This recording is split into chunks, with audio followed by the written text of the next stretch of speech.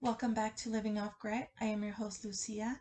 And if you hear that the audio sounds a little different than last week, I don't know what to tell you. I didn't do anything differently, but for some reason, when I play it back, it sounds different on my end. Anyway, let's get started with today's episode. I promise you, I am not in the restroom, even if it sounds like it. I don't know what is going on with this audio. All right, so let's just jump right in. I want to talk about getting out of your head because I know for my own self, I was an overthinker. I would think about everything. And I feel like my mind goes a million miles per second. And I have so many thoughts during the day and at night. And it seems endless almost. But it's been like that even as a kid. And I don't know if it was because I was also a very busy kid. I didn't just like sit there and do nothing. I mean, I wish that would have been awesome to just focus on school and do your homework. But on top of that, obviously, we had chores. We were very involved in the church. So that was a lot of days out of the week focused on that. On top of that, on Sunday, we went to church. Any extracurricular activities after school or volunteering, which I did plenty of when I was younger. And then in high school, I was in musicals. So when I would come home, did my homework and all of that, all the home life things, then I also had to learn lines, also learn songs for church. So, I mean, it was like a constant flow of things within your day, and you don't allow your mind to shut off really. So, I feel like I continued that as I grew up in my young adulthood and my adulthood. When you become busy, you don't think about having to get out of your head. You're just kind of going with emotions and living your daily life, and that's where stress comes in. When you're a kid, you're not really thinking, oh, I'm super stressed out. You're just kind of living in the moment. But when I was a kid, my dad always made sure that we were busy. I don't know if it was to keep us off of the streets because he would see some kids just not really doing much with their lives, kind of just being outside, even during school hours. And I think he just didn't want us to be quote unquote losers. And what happens with that is that you create a mindset that if you're not doing something at all times, then you are a loser or you're not doing something productive, which is fine to create discipline within yourself and make sure that you are a productive person and you're not getting distracted and doing, quote unquote bad things or things that would get you into trouble or keep you on the street. You grow up thinking that you have to be doing something 24/7 and always producing something and always working on something. And I think that's exactly what happened to me. I never broke out of that mindset at all. Into adulthood, that becomes stress and overwhelming. And it can create anxiety because you're just like, okay, I'm not getting it done fast enough. I have so many things in my head. I have so many things to do. And it becomes impossible to keep track of when it's all in your head. Now, when you're a kid, your parents kind of dictate your schedule and all of that, right? You know when your homework is due, so you worry about that. But other than those things, everything else is just happening around you. And as an adult, you obviously have control over every aspect. And if you're filling up your days with so many things, how can you possibly breathe and catch up with everything that you've done or need to do or have to do? So then everything is happening all at once in your mind, and you're almost on this hamster wheel of thoughts and emotions because with everything that goes on in your day, it's not just the things that you're doing, it's the things that you're feeling, it's the things that you want, it's the things that you could have had. I mean, there's just so many thoughts that are going on in the human mind on a daily basis that most people have nowhere to input them. And it creates this huge stressor in our lives. And you get insomnia and you can't fall asleep because your mind is just going and going. And it's all of these recycled thoughts. You're just going in a circle. And I'm telling you because I've been there. And that can drive you crazy in the sense of feeling frustrated and stressed out and having anxiety that maybe your life is a mess when maybe it's not a mess. It's just that your thoughts are. But when you get them out of your head and onto a piece of paper or a voice note, it completely changes. And I know a lot of people have been talking about journaling lately, which is something I will bring up, but it's a little bit more than that. And it really has helped me and get all the thoughts out of my head. I think it's very important to do that because then you end up with this like landfill of thoughts and emotions because even maybe throughout your day, if you're going through something tough in your life or even something good, imagine you have to deal with those feelings on top of everything else that happens in our daily lives, on top of that work, on top of that if you have kids and responsibilities and bills and cooking food and you know most of the time when we wind down, we don't even wind down because your thoughts are just going with everything that you have to do and you have to get done or the next day or in the morning and all of that. And man, when I tell you that I have so much peace of mind because I get it all out of my head, I've never felt better.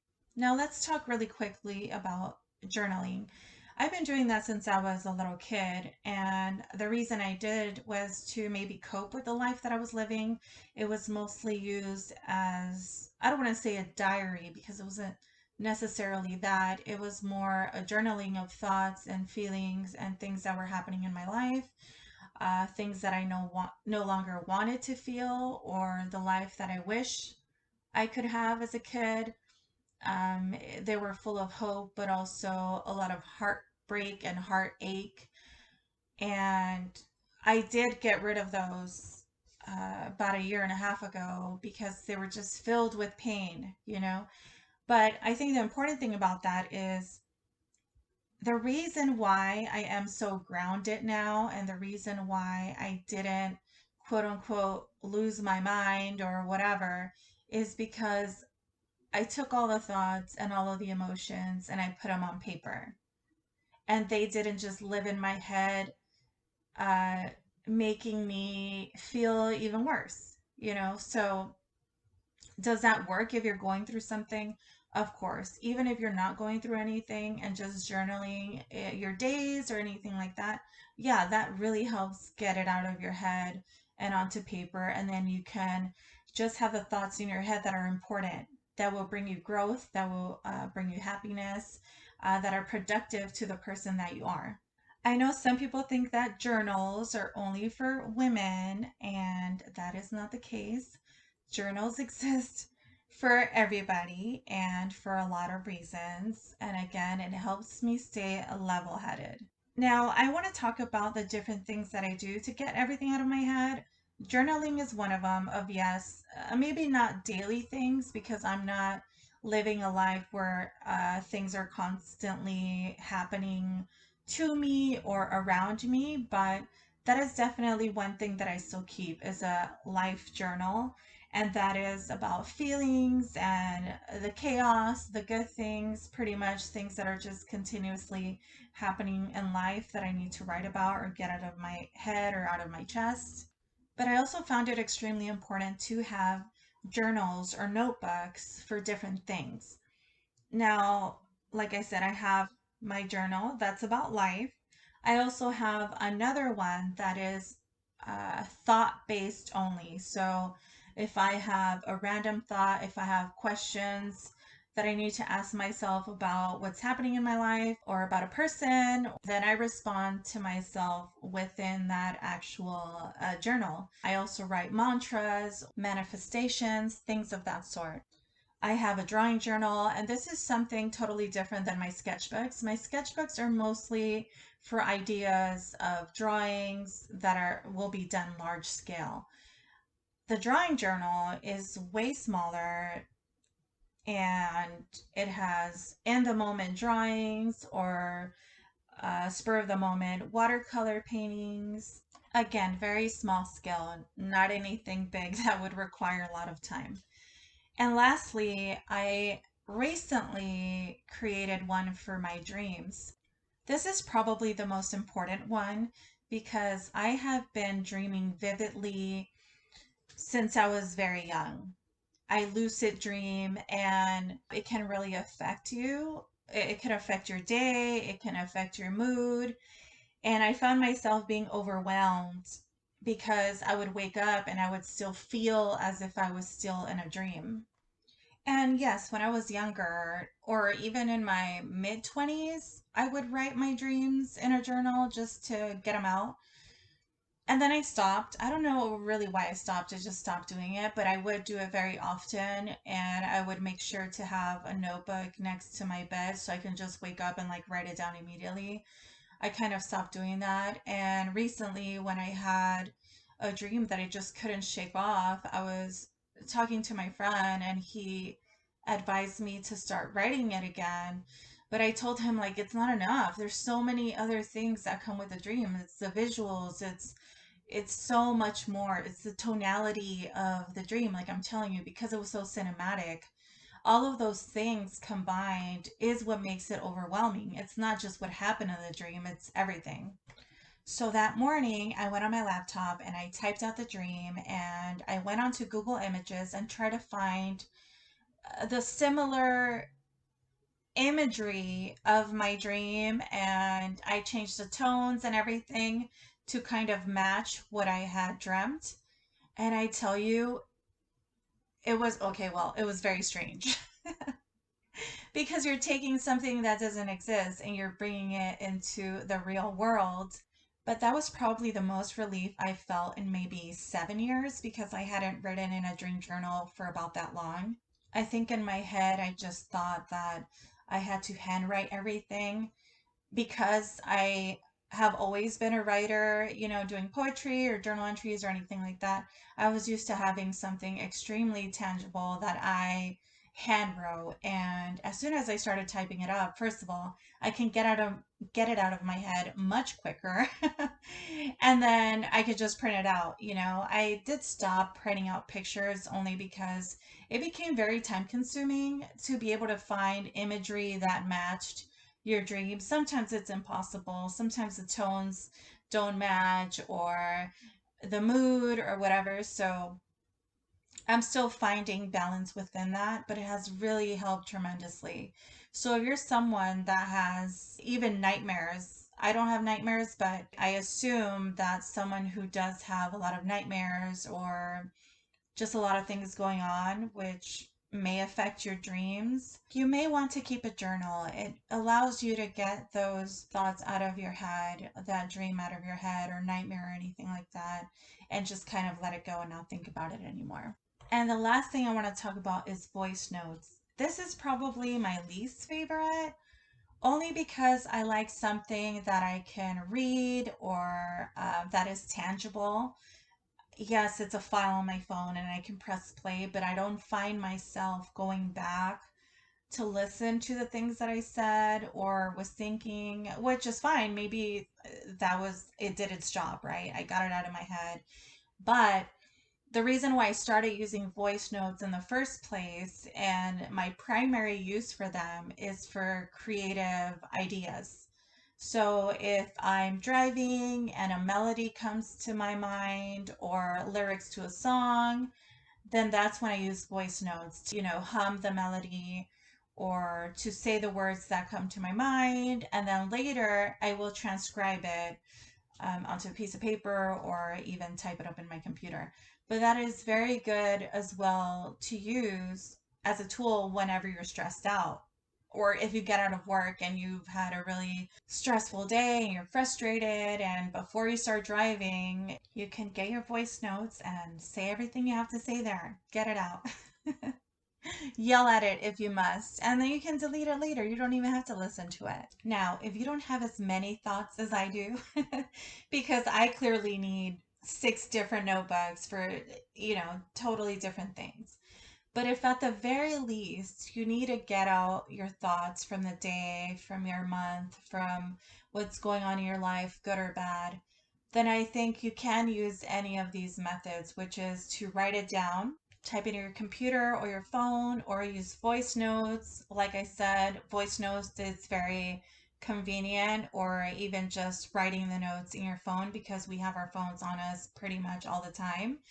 I don't carry around six different journals throughout my day. When I'm not home, I'm just using my phone. And then once I have the chance, then I could just print it out and put it in its corresponding journal. I've always found it fascinating that people spend a lot of time organizing their home and making sure everything in it is in its place. And somehow we forget about our thoughts and our feelings and our emotions. Where does that go? Even when you do talk to a person or your best friend, or maybe you do have someone that you just tell everything to and you can just get every single thought out. I mean, that's awesome and great for you. But if you don't, then how do you get all those things out of your head? And like I said, for me, I am an open book now. I do say a lot about my life, but on a just a regular basis, I don't just go around talking to everybody, letting them know all my thoughts and all my ideas and all my creative ideas and poetry and like all these things, So they have to go somewhere. And like I said, I have enough journals to cover all of those things. But I think that really clears your mind and it really can help you and have clarity for your day and for yourself and as a person. The reason why I wanted to talk about this today is because the thoughts that you have in your head can really affect you as a person. Even when you're hanging out with somebody or going to dinner or just spending time with people, and maybe you're not present because you have so much going on in your head. Like, this is for you. If you feel like you're not present in the moment or living throughout your day as best as you can because you have stress and all these things in your mind and bills and all these things, you need to organize it just as you would organize your home, and it will make it so much better. I make sure I organize all of my thoughts and then even my schedule, things that really have to get done, your bills and stuff like that. I think that'll really help a person, but we don't take the time to sit down and really organize everything because when you get home from work or doing what you have to do, you just want to, watch TV or just do something to distract your mind. And then all those thoughts just kind of stay in your head. They never get out. So hopefully you guys learned a little bit something from this episode today. And if not, at the very least, you learned a lot about me and how many journals I have. But thank you so much for listening and tuning in every week. Like I said, there will be a new episode every Wednesday. So when you wake up in the morning, I will be here telling you about my life and hopefully you can get something from it. Don't forget to follow me on Instagram at Living Off Grit. And if you're in Southern California, please stay cool because we've been having a heat wave, we've been having rain. Just take care. Thanks so much.